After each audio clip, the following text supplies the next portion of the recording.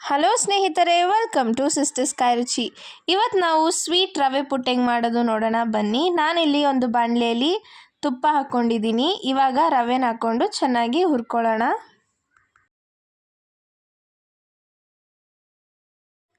ಇವಾಗ ಇದಕ್ಕೆ ಏಲಕ್ಕಿ ಪುಡಿ ಮತ್ತು ಸಕ್ಕರೆ ಪುಡಿನ ಹಾಕ್ಕೊಳ್ಳೋಣ. ಇದಕ್ಕೆ ಬೇಕಂದರೆ ಬೆಲ್ಲ ಕೂಡ ಹಾಕ್ಕೊಬೋದು. ಇವಾಗ ನಾನು ಇದಕ್ಕೆ ತೆಂಗಿನ ತುರಿ ಹಾಕ್ಕೊಂಡು ಇವಾಗ ಇದನ್ನು ಚೆನ್ನಾಗಿ ಕಲಿಸ್ಕೊಳ್ಳೋಣ. 1 ಗ್ಲಾಸಷ್ಟು ಬಿಸಿ ಹಾಲನ್ನು ಹಾಕ್ಕೊಂಡು ಚೆನ್ನಾಗಿ ಇದನ್ನು ಕಲಿಸ್ಕೊಳ್ಳೋಣ.